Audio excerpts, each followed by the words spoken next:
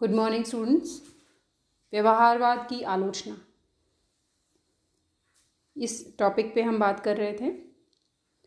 मैं आपको बता चुकी हूँ कि व्यवहारवाद की आलोचना किन ग्राउंड्स पे की गई, किन बिंदुओं पे की गई।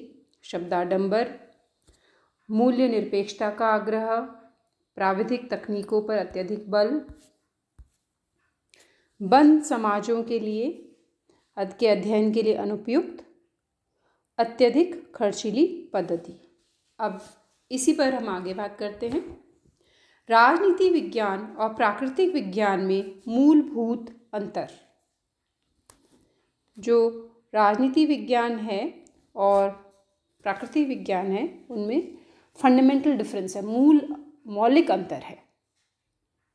और ये अंतर क्यों इम्पोर्टेंट हो जाता है व्यवहारवाद के लिए? क्योंकि व्यवहारवादी इस बात पर जोर देते हैं, इस बात पे इंसिस्ट करते हैं कि राजनीति विज्ञान को प्राकृतिक विज्ञानों की भांति पूर्णतया एक वैज्ञानिक विज्ञान बना दिया जाए। सामाजिक विज्ञान नहीं, पूर्णतया प्राकृतिक विज्ञान जैसा प्योर साइंस, शुद्ध विशुद्ध विज्ञान बनाया जाए। व्यवहारवादी प्राकृतिक विज्ञान तथा राजनीति विज्ञान में आधारभूत समानता मानते हैं और इस आधार पर वे राजनीति विज्ञान के अध्ययन के लिए प्राकृतिक विज्ञान की पद्धति को अपनाने पर जोर देते हैं। किंतु वास्तव में प्राकृतिक विज्ञान और राजनीति विज्ञान में आधारभूत मौलिक अंतर है।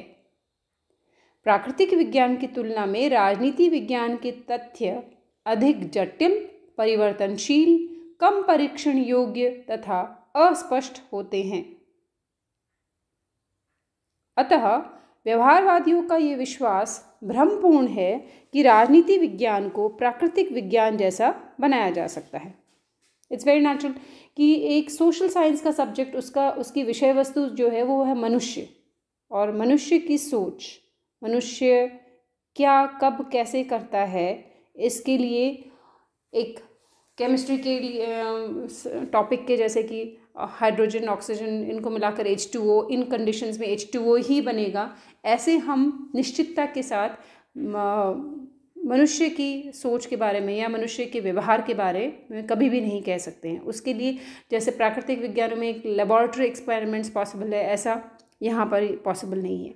तो वैज्ञानिकता कुछ हद तक वैज्ञानिक बनाया जा सके, कुछ हद तक वैज्ञानिकता प्रदान की जा सकती है किसी विषय को, सामाजिक विज्ञान, सामाजिक शब्द विषयों को, लेकिन पूर्णतया प्राकृतिक विज्ञान जैसा बनाया जाना, एक विशुद्ध विज्ञान बनाया जाना संभव नहीं है, क्योंकि दोनों की विषय वस्तु में बहुत ज़्यादा अंतर है, उसमें मौलिक अंतर है। Fundamentally they are different subjects, they are different, उनका area of study is totally different और उन दोनों का कंपैरिजन पॉसिबल नहीं है। उन प्राकृतिक विज्ञान जैसा बनाए जाना राजनीति विज्ञान को संभव बिल्कुल भी नहीं है।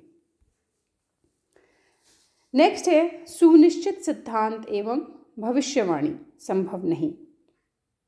अब ये सुनिश्चित सिद्धांत जो थियोरी बनाई जाती है, सिद्धांत बनाए जाते हैं, जिस तरह से प्राकृतिक विज्ञानों में वैसी भविष्यवाणी की जाती है। मेट्रोलॉजिकल स्टडी है कि इन क्लाउड की ऐसी कंडीशंस हुई है, प्रेसिपिटेशन इतना है, ह्यूमिडिटी इतनी है, तो इतने घंटों में बारिश होगी। उसमें भी हालांकि वी हियर कि जितनी जैसी भविष्यवाणी होती है वैसा नहीं होता, लेकिन फिर भी दैट इज़ अ साइंटिफिक, फिर भी हम उसके लिए अनुमान लगा सकते हैं, 90% वो सच हो सकता है। लेकिन ऐसी भविष्यवाणी समाज में मनुष्य के लिए या किसी समाज के लिए ऐसी भविष्यवाणी करना इट्स वेरी डिफ़िकल्ट।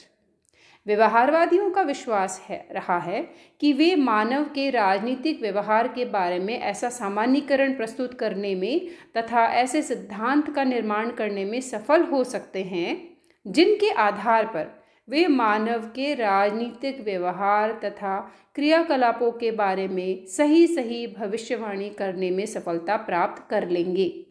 ये व्यवहारवादी मानते हैं। व्यवहारवादी क्या मानते हैं कि वो ऐसे सिद्धांत बना लेंगे, ऐसे सामान्यीकरण, जनरलाइजेशंस करेंगे, सामान्यीकरण प्रस्तुत करेंगे, जिससे कि भविष्य में जैसा आप कोई अनुसंधान हुआ टू आइडेंटिफाई कि हम जैसे साइंटिफिक जो रिसर्चर्स होते हैं कि आपने ग्राउंड वाटर का पूरा रिसर्च किया कि इसमें इतना पानी कम है, क्यों है, उसमें कितना पोल्यूशन है, तो ये चीज़ें डालने से ये होगा, इन कारणों से हुआ।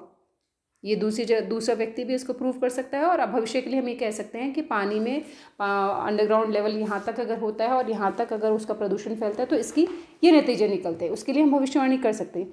लेकिन उसी तरह से मानव समाज में किसी सिद्धांत का निर्माण करना, किसी जनरलाइजेशन के आधार पर इस तक पहुँचना कि भविष्य में भी ऐसा ही होगा, ये बहुत मुश्किल है।